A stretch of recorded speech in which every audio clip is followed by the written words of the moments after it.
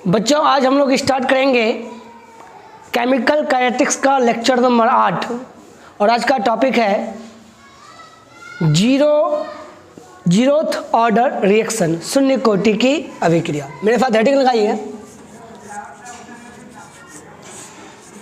शून्य कोटि की अभिक्रिया।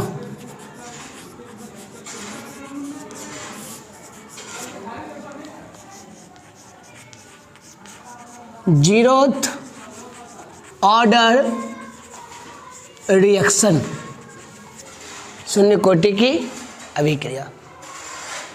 अब पहले यह समझिए कि शून्य कोटि की अभिक्रिया किसको कहते हैं।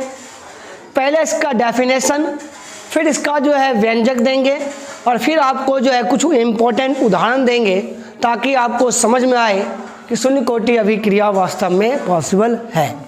अनुक्ता के मामले में तो पॉसिबल नहीं है जीरो, इससे पहले वाले लेक्चर में बताए थे। पहले जान लीजिए शून्य कोटि की अभिक्रिया। तो ऑर्डर ऑफ रिएक्शन में मैंने बताया था कि अभिक्रिया की कोटि क्या होती है, सांद्रण पदों के घातों का योगफल। तो ये कौन सा है, जीरो ऑर्डर रिएक्शन है। तो यहाँ पर सांद्रण पद का घात कितना होगा, जीरो। आर बराबर तब हो गया के कंसंट्रेशन ऑफ ए पे पावर कितना, जीरो। चूंकि ये जीरो ऑर्डर रिएक्शन है, ठीक है। किसी भी संख्या पर पावर जीरो, आंसर कितना होता है, एक। ये जानते हैं आप लोग। इस हिसाब से देखा जाए तो आर बराबर हो गया के गुना एक बराबर के। यानी फाइनल जो रेट ऑफ रिएक्शन निकला है, क्या उसमें कहीं पर भी कंसंट्रेशन का टर्म आया है, कहिएगा नहीं। तो सवाल ये उठता है अब इसका परिभाषा कैसे डिफाइन करें। तो यहीं पे आपका परिभाषा छुपा हुआ है। कहता है ऐसी अभिक्रिया जिसका वेग सांद्रण पद पर निर्भर नहीं करता है, बल्कि किस पे निर्भर करता है, वेग स्थिरांक पर निर्भर करता है, उसी को हम लोग क्या कहते हैं, जीरो ऑर्डर रिएक्शन, शून्य कोटि की अभिक्रिया। ऐसी रासायनिक अभिक्रिया जिसका वेग अभिकारक के सांद्रण पर निर्भर नहीं करता है, उसे शून्य कोटि की अभिक्रिया कहते हैं, ठीक है। तो आर कहेगा किस पे निर्भर करता है, जब उस सांद्रण पर निर्भर नहीं करता है तो कहिएगा कि इसका वेग जो है वेग स्थिरांक पर निर्भर करता है, उसी को क्या कहते हैं, जीरो ऑर्डर रिएक्शन, शून्य कोटि की अभिक्रिया, ठीक है। आगे चलते हैं हम लोग। अब इसका जो एक मैथमेटिकल फॉर्मूला आएंगे। यदि आप रेट ऑफ रिएक्शन निकाले हैं, जो पहला लेक्चर था अभिक्रिया का, जब वेग निकाल रहे थे अभिकारक के सांद्रण के पद में और प्रतिफल के सांद्रण के पद में, ठीक है। तो इसका जो है हमें इंटीग्रल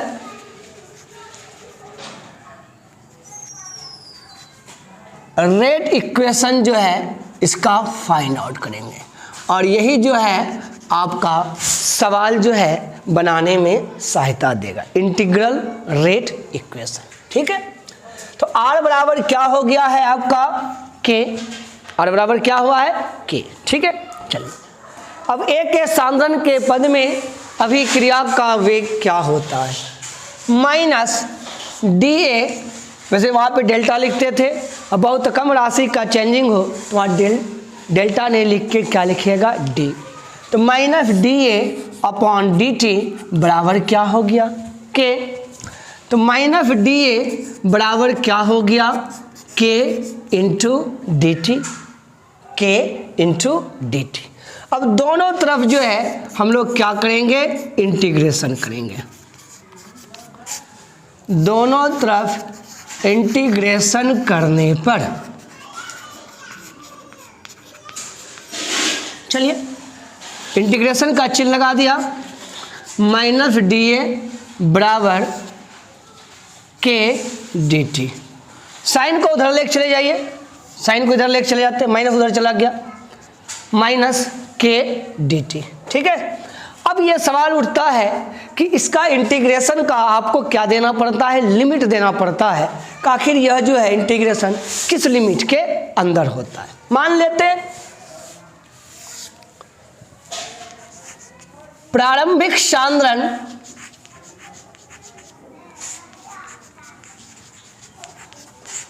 सांद्रण यानी समय आपका क्या हो, 0 हो, यानी अभिक्रिया अभी प्रारंभ नहीं हुई है। उस केस में इसका प्रारंभिक सांद्रण मान लेते हैं A0 और अंतिम सांद्रण जब इसके पास कुछ समय हो, अंतिम सांद्रण को मान लेते हैं हम लोग A, ठीक है, यानी इसका टाइम कुछ हो, समय कुछ समय के बाद, तो इसका कंसंट्रेशन कितना मान लिए A। तो फाइनली इसका लिमिट लगा देते हैं, प्रारंभिक सांद्रण A0 से A तक जाएगा dA, ठीक है, बराबर माइनस साइन हो और K कांस्टेंट को हटा देते हैं और इसका कंसंट्रेशन जाएगा समय कहाँ से कहाँ सर, 0 से लेकर आपके पास T तक गया हुआ है, ठीक है। चलो आगे बढ़ते हैं, समय हो गया 0 to T, ठीक है। इंटीग्रेशन डिफरेंशिएशन कैंसिल आउट, तो बचा ये लिमिट क्या है A0 A, ठीक है, माइनस के इसके पास है T और इसका लिमिट कितना है 0 से लेकर T तक, ठीक है। आगे बढ़ते हैं, इसका अपर लिमिट घटा लोअर लिमिट, अपर लिमिट इसका है A और लोअर लिमिट इसका क्या है A0, माइनस के इसका अपर लिमिट है T और लोअर लिमिट क्या है 0, ठीक है। चलिए आगे बढ़ते हैं, यहाँ देखिए यहाँ पर, ठीक है, A माइनस A0 बराबर माइनस KT, ठीक है, A बराबर हो गया minus KT plus A0, minus KT plus A0, यानी इसका जो अंतिम सांद्रण होगा उसका फाइनली परिभाषा क्या हो गया, सूत्र क्या हो गया, minus KT plus A0, minus KT plus A0, ठीक है। अब इसमें एक इक्वेशन आता है लाइन का, इसका ग्राफ आप निकाल सकते हैं, प्लॉट कर सकते हैं ग्राफ, तो y बराबर क्या होता है mx प्लस सी, लाइन का इक्वेशन है, y बराबर क्या होता है mx प्लस सी और ये y क्या होता है स्लोप। यदि इस इक्वेशन में इसको मान को जो है इसको पुट करिए तो यहाँ पर m के जगह आ रहा है k और ये साइन कैसा है माइनस, यदि साइन माइनस हो तो स्लोप क्या होगा निगेटिव, स्लोप क्या होगा निगेटिव। तो फाइनली इसका यदि ग्राफ हम प्लॉट करेंगे किसके रिस्पेक्ट में, A और T के कंसंट्रेशन और टाइम के रिस्पेक्ट में, तो इसका ग्राफ क्या आएगा कुछ इस टाइप से आएगा और ये एंगल आपका क्या होगा थीटा और tan थीटा बराबर हो जाएगा माइनस के। क्यों माइनस हुआ, क्यों यह नीचे गिरता हुआ ग्राफ हुआ, क्योंकि इसका जो स्लोप आ रहा है वो m का मान किस में आ रहा है निगेटिव आ रहा है, इसलिए इसका जो स्लोप होगा वह क्या होगा नीचे की ओर होगा, स्लोप आपका किसकी ओर होगा नीचे की ओर होगा, ठीक है। A बराबर क्या हो गया finally minus KT plus A0 और ग्राफ इसका यदि प्लॉट करेंगे तो फाइनली क्या होगा ये ग्राफ कुछ नीचे की ओर, चूंकि स्लोप इसका निगेटिव है तो ये ग्राफ किसकी ओर प्लॉट होगा नीचे की ओर प्लॉट होगा, ठीक है। तो फाइनली A बराबर क्या सूत्र है आपको याद करना है minus KT plus A0। A आपका क्या है, A आपका क्या है अंतिम सांद्रण और ये माइनस KT क्या है, माइनस K है वेग स्थिरांक, T है समय और A0 क्या है आपका, A0 आपका है यहाँ से देखिए प्रारंभिक सांद्रण। यदि इसको थोड़ा और हल्का करते हैं A बराबर लिख सकते थे A0 माइनस KT लिख सकते हैं, यानी अंतिम सांद्रण जो होगा प्रारंभिक सांद्रण घटाव क्या होगा KT होगा, यानी अंतिम सांद्रण प्रारंभिक सांद्रण से कम होगा। ऑब्वियसली सी बात है, कोई रासायनिक अभिक्रिया होती है तो कोई भी रासायनिक अभिक्रिया में आप जानते हैं कि अभिकारक का सांद्रण घटता है और उसी रेशो में इसका सांद्रण बढ़ता है, प्रतिफल का सांद्रण बढ़ता है तो अंतिम सांद्रण आपका जो होगा प्रारंभिक से कुछ ना कुछ कम होगा। और ये कितना कम हुआ, A0 माइनस KT, कितना हुआ, A0 माइनस KT। ठीक है, आप लोग इसको जो है पॉज करके जो है उतार लीजिए। हम जो है तत्काल वीडियो को पॉज कर देते हैं या हम हट जाते हैं, इसको पॉज करके आप जो है उतार लीजिए। लिख लिया आप लोगों ने। फाइनली क्या इक्वेशन आया है, A बराबर A0 माइनस KT। यदि यहाँ से आपको वेग स्थिरांक निकालना हो, चलिए वेग स्थिरांक निकालते, माइनस को उधर भेज दिया, प्लस KT बराबर हो गया A0 माइनस A और K बराबर फाइनली हो जाएगा A0 minus A upon T। तो वेग स्थिरांक शून्य कोटि अभिक्रिया के लिए क्या हो गया, A0 को क्या बोला था आपने, प्रारंभिक सांद्रण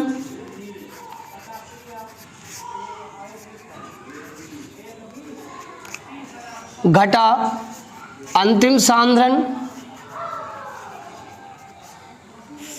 बटे लगा समय। प्रारंभिक सांद्रण घटा अंतिम सांद्रण बटे लगा समय। ठीक है, चलिए इसका यूनिट निकाल लेते हैं, यूनिट ऑफ के आपका हो गया प्रारंभिक सांद्रण घटा अंतिम सांद्रण, तो बचेगा तो सांद्रण ही, मोल प्रति लीटर और समय का तो हो गया mole litre inverse second inverse. ठीक है, चलिए अब इसका जो है सवाल बनाने के क्रम में यदि के का मान निकालना पड़े तो क्या लिखेगा, mole litre inverse second inverse. ठीक, अब इसका जो है अर्ध आयु काल निकालते हैं।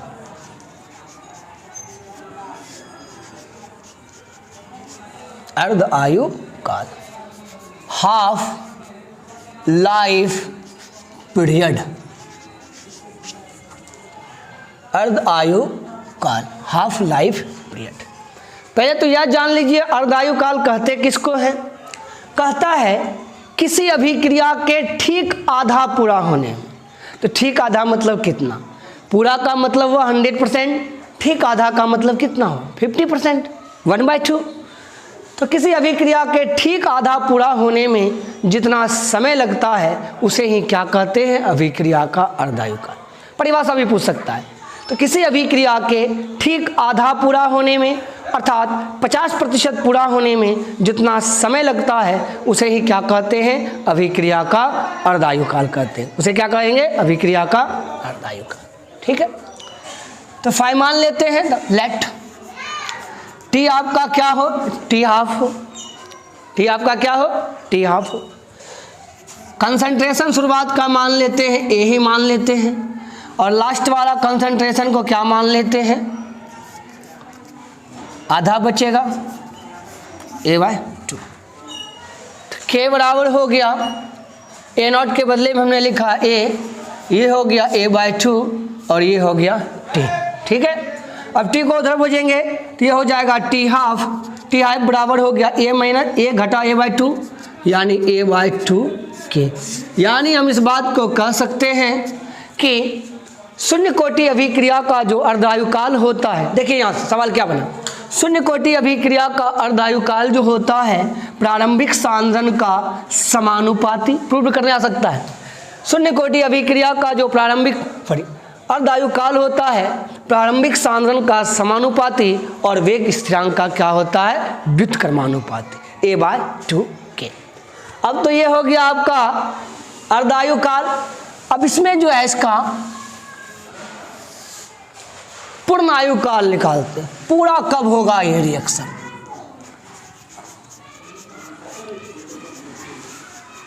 Total life period TLF, total life period. ठीक है, तो टोटल लाइफ पीरियड में यहां से निकाल लेते हैं डायरेक्ट। तो के बराबर हो गया A minus A0 minus A। तो ये पूरा मान आपका कितना हो गया, कंसंट्रेशन आपका यानी अंतिम में बचेगा 0, A - 0 पूरा होने का मतलब क्या है, अंतिम कंसंट्रेशन तो 0 हो जाएगा, a माइनस 0 बाय के, तो k बराबर हो गया सॉरी TLF बराबर हो गया a t, ये कैसा है TLF वाला है, तो TLF बराबर हो गया a बाय के, ठीक है। तब यहाँ पर देखिए अर्धायुकाल आपका क्या है a बाय 2k, और पूरा लाइफ TLF कितना है a बाय के, यानी आधा पूरा होने में जितना समय लगता है उसका जस्ट दुगुना इसके 100% पूरा होने में लगता है। पूर्ण आयुकाल मतलब कितना हुआ, 100% पूरा होने में कितना समय लग रहा है। तो यहाँ से आप जो है यूनिटरी मेथड लगा के, एक एक नियम लगा के आप पूरा कर सकते हैं। मान लीजिए किसी अभिक्रिया किसी खास अंतराल के 10% के लिए आपका मान लीजिए 1 मिनट दिया है, तो 20 मिनट के लिए कितना, दुगुना। 30 मिनट के लिए वही तिगुना हो जाए। 30% के लिए 10% के लिए मान लीजिए दे दिया है 2 मिनट, 20% के लिए कितना होगा 4 मिनट, 30% के लिए कितना होगा, ऐसे कर लीजिएगा, ठीक है। मान लीजिए किसी अभिक्रिया के आधा पूरा होने में दिया है 2 मिनट का समय, तो कहता है इसका 75% पूरा होने में कितना, तो आप इसको सॉल्व भी कर सकते हैं। 50% में कितना 2, इसलिए 1 में 50% मतलब 1/2, 1/2 के लिए आपका कितना हो गया 2, 1 के लिए कितना होगा 4, और 75% मतलब कितना होता है 3/4, यानी 4 गुना 3/4 यानी 3 मिनट। तो आप यूनिटरी मेथड लगा के किसी भी अभिक्रिया के किसी भी भाग के लिए, लेकिन एक आंकड़ा आपको दिया हुआ होना चाहिए, तो आप किसी भी प्रतिशतता के लिए, किसी भी परसेंटेज के लिए आप अर्धायुकाल का जो है समय निकाल सकते हैं। तो अर्धायुकाल का क्या हो गया a/2k अर्धायुकाल का हो गया, और पूर्ण आयुकाल यानी टोटल लाइफ पीरियड का हो गया a/k अर्धायुकाल का जस्ट उल्टा। अब सवाल ये उठता है कि अनुक्ता के मामले में तो अभिक्रिया हो ही नहीं सकता है कि 0 हो मॉलिक्यूलरिटी में, क्योंकि कुछ ना कुछ अभिकारक आपको लेना है। तो कहता है तब ऐसे यानी अर्धायु शून्य कोटि अभिक्रिया में आखिर कौन सा वैसा रिएक्शन है। रिएक्शन देख लीजिए। रिएक्शन पहला रिएक्शन है कि हाइड्रोजन और क्लोरीन का दी अभिक्रिया सूर्य प्रकाश में, मेरे साथ लिखिए, हाइड्रोजन और क्लोरीन की अभिक्रिया यदि सूर्य प्रकाश की उपस्थिति में करवाएंगे HCl बनेगा। ये आपका किस ऑर्डर के अंतर्गत आएगा 0 ऑर्डर, ठीक। दूसरा उदाहरण हो गया कि यदि आप अमोनिया का विघटन करवाते, तो आप जानते हैं नाइट्रोजन हाइड्रोजन मिलकर अमोनिया बनता है, विघटित होगा तो पुनः नाइट्रोजन और हाइड्रोजन बनेगा, बनता है नाइट्रोजन हाइड्रोजन से, क्योंकि उत्क्रमणीय अभिक्रिया है तो वापस उसको रिटर्न लाइएगा तो क्या बनेगा नाइट्रोजन हाइड्रोजन। यदि सोना या प्लेटिनम या किसी धातु के सतह पर अमोनिया का विघटन हो रहा है तो वो भी आपका किसके अंतर्गत आएगा, शून्य कोटि अभिक्रिया के अंतर्गत आएगा। और हाइड्रोजन और क्लोरीन सूर्य प्रकाश की उपस्थिति में अभिक्रिया करके क्या बनाता है HCl बनाता है, तो ये भी आपका किसके अंतर्गत आ गया, शून्य कोटि अभिक्रिया के अंतर्गत आ गया, ठीक।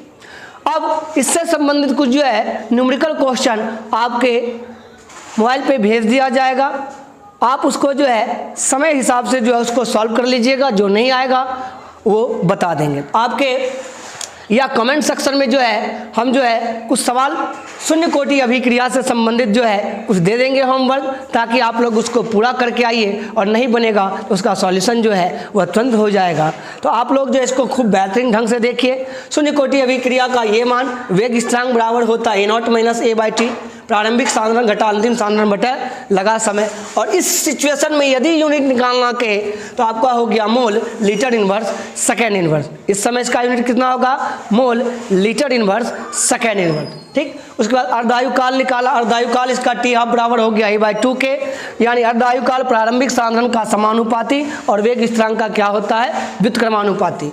और इसका टोटल लाइफ पीरियड कहेगा निकालने, TLF निकालने कहेगा, हो गया इसका A-0/TLF, तो हो गया A/K, यानी अर्धायुकाल का जस्ट दुगुना होता है इसका पूर्ण आयुकाल, ठीक। इसमें कोई प्रॉब्लम हो इसको जो है पॉज करके इसको उतार लीजिएगा, और यदि कोई प्रॉब्लम है तो कमेंट सेक्शन में लिखिएगा या मेरे मोबाइल पे भेजिएगा, तो इसका सॉल्यूशन कर देंगे। तब तक के लिए आपका बहुत बहुत धन्यवाद।